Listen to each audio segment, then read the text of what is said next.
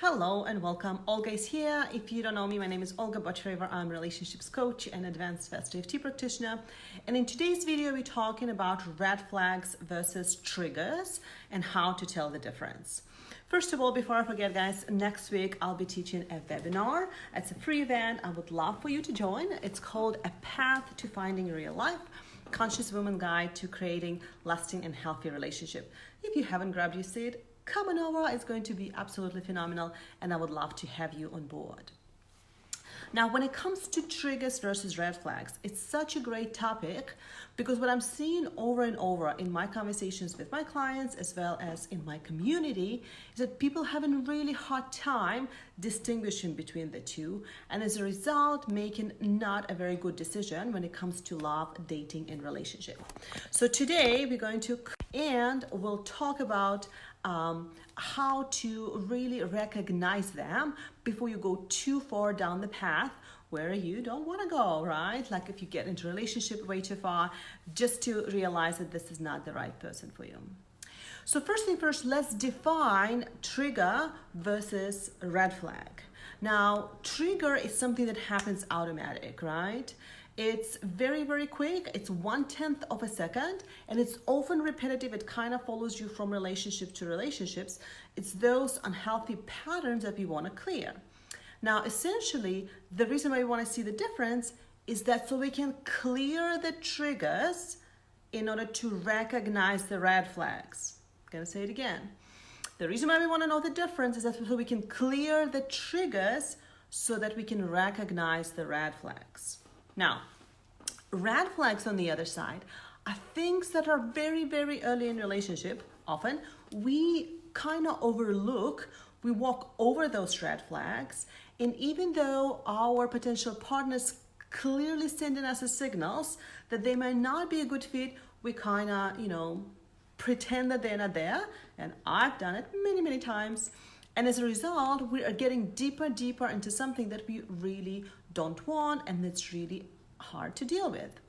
Now, lately, literally just a couple of days ago, I've asked a question on one of the Facebook group. If 2020 is your year of dating, what are some of the biggest obstacles or fears that come in the way? And most of the answers that came up on that post, it was a huge post. I had like over 100 answers. It was people really wanted to talk about this, have to do with those red flags that as I'm reading through the responses become recognized. So here's the 5 top things that women said that they see as an obstacle of fear that it comes to dating in 2020. So the first thing is meet someone just like my ex or meet somebody who is a narcissist. The second one has to do with meeting somebody who's inappropriate, like they're sending them pictures of the private places. Seriously, we don't want that. Number 3, meet somebody who's only interested in like sex, right? Or intimacy, but not actual relationship. Number 4, the financial concerns, like who pays for dinner? I don't actually have the money to go dating and things like that. And number 5, the concern of how much has changed since the time I was dating, some people say 5, 10, or even 20 years ago. By the way, if you have these concerns, please do come to the webinar because I have so much to say. There's no way I can share everything in this video. We're just gonna focus on the red flags. But as you're listening to those 5 things, you probably already starting to see that some of these are very clearly triggers, not the red flags, and the other way around. Let me give you an example. So let's say somebody early on, as you're starting to date or as you're starting to have the conversations, maybe on a dating site or in some other way, shape or form, sending you an inappropriate picture. Now, is it a trigger or is it a red flag? It is a red flag, right? Because unless this is what you want to create in your relationship and this is the kind of people you want to date, it's just not a good idea to continue this conversation. It's probably best to block them and to let them go. And it's okay. Maybe some women who do want that, it's just not the woman that I usually work with or listening to even my videos. And so it's very interesting how women actually overlook it, because in one of the conversations on the Facebook group, she mentioned, yeah, so he sent me, the picture of his private part. And I said, well, why won't we meet for coffee instead? And I'm going like, why would you ever want to meet for coffee with him, right? So it's very obviously what does he want? And he actually has communicated that with you to where you've decided to kind of overlook it, step over it, and say, you know what, things gonna get better. And so one of my most popular blog posts had to do with taking things for face value, or the best advice I ever gotten in dating.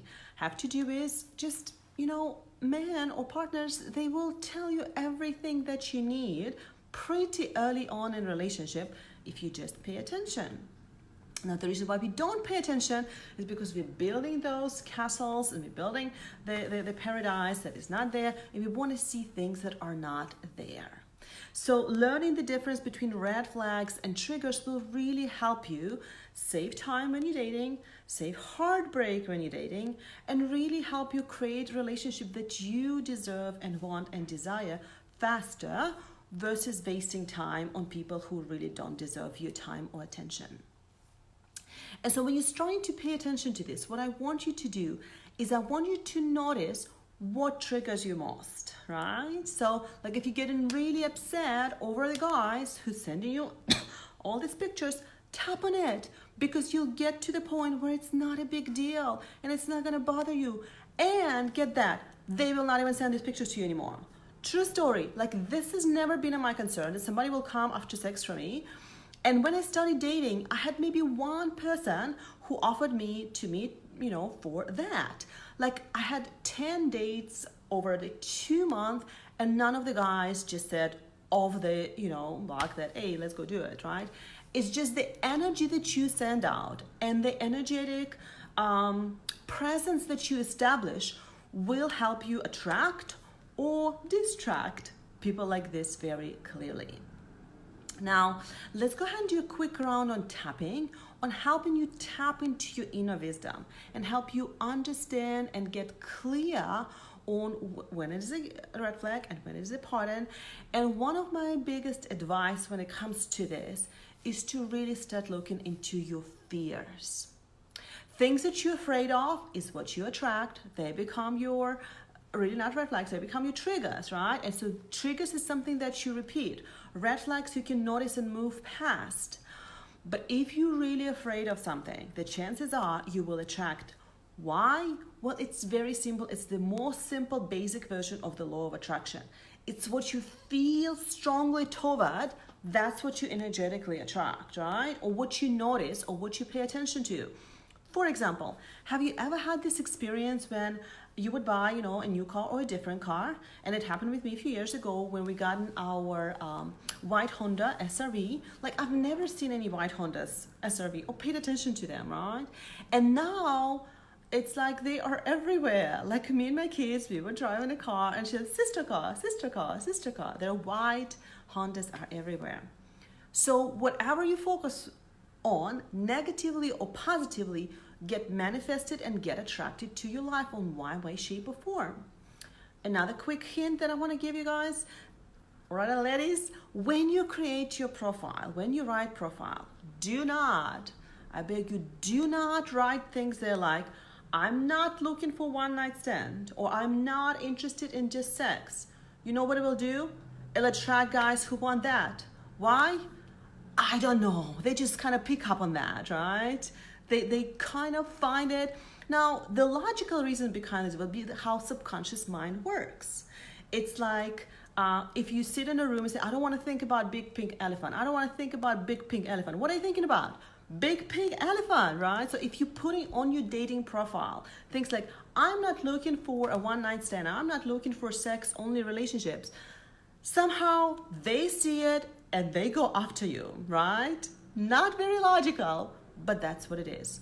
So when you do write those profiles, or when you do set this energy, talk about things that you do want, right? And that will create a totally different dating experience, and it will attract a totally different crowd. Now, if you have never tapped, it's a very easy and a very cool technique. It really is to help you release those energetic bondages, or release those triggers, or release any stress or fight or flight response that actually prevents you from thinking straight and seeing things for what they are, and kind of creating more triggers versus seeing clearly and seeing those red flags. So tapping is a really great technique for that. It helps you connect with your body and understand how you really feel around a person, And that itself will actually tell you a lot whether or not it's a go, right? And whether or not it's good to continue that relationship.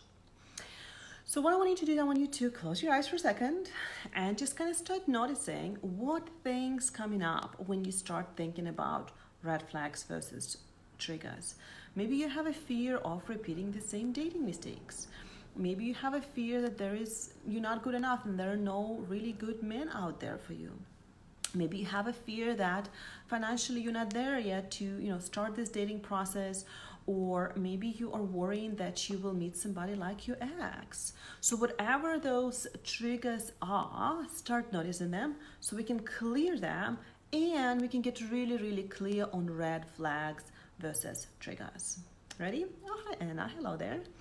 So by the way, if you are watching replay, what I want you to do, guys, if you're watching it on Facebook Live, go ahead and do #nodding every time when we are talking about that makes sense. So this way it really helps people connect with this. It helps us all clear and support each other in this process. Alrighty, so what I want you to do is just repeat after me, guys. If you never taught before, it's totally not a problem. It's a very simple technique, and it's an acupressure technique that helps you clear triggers and clear stress from your body so you can get clarity. Just take 2 fingers and follow me and just say, even though I have a lot of triggers around dating, I deeply and completely love and accept myself. Even though I'm afraid to meet some freaks out there and I don't want that, I love and accept myself anyways. Even though there's part of me that worries, I love and accept myself anyways. It's safe for me to see the triggers. It's safe for me to notice and release them as I pay attention. How do I see red flags versus triggers? Well, it's actually very easy. I just need to tune in to my inner voice, to my inner wisdom, and clear any limiting beliefs and fears around relationships.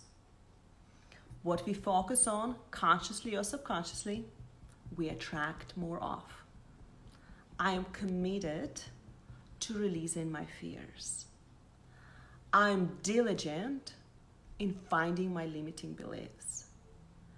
As I clear it and release what I don't want, it's easier for me to attract what I do want.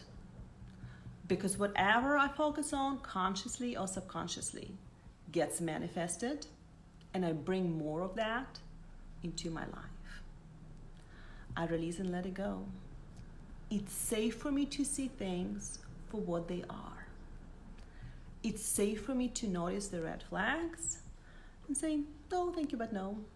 It's totally okay. There's like 7.5 billion people on this planet. I just need to find one. One who will love, appreciate, and value me for who I am. The kind of person that I don't need to change for. The kind of person who accepts me, respects me, and support me. And I'm worthy and deserving of meeting a guy just like that. Finish tapping, go ahead and grab your wrist. Oh, hi, Gazelle. So great to see you, ladies. Deep breath. And breathe out. Say word peace. Wonderful. All right, ladies, I hope it makes a little bit more sense when it comes to distinguishing between red flags and triggers. Again, the biggest reason why you want to learn to figure it out, to see the difference, is that when you do, you can actually clear the triggers so you can see the red flags, right? And make better decision. And the second reason is so you can actually trust yourself and you don't need a whole lot of outside or guidance when you're going through the dating journey. Clearing triggers is one of the best things that you'll do for your relationships, for your life, and honestly for your money too. Now, if you haven't joined us for the webinar, we have one coming up next week and it's going to be super duper excited. Make sure to drop the link below. It's called Path to Finding Real Life, a conscious woman guide to attracting healthy and lasting relationship. Thank you so much for watching and I'll see you then. Bye.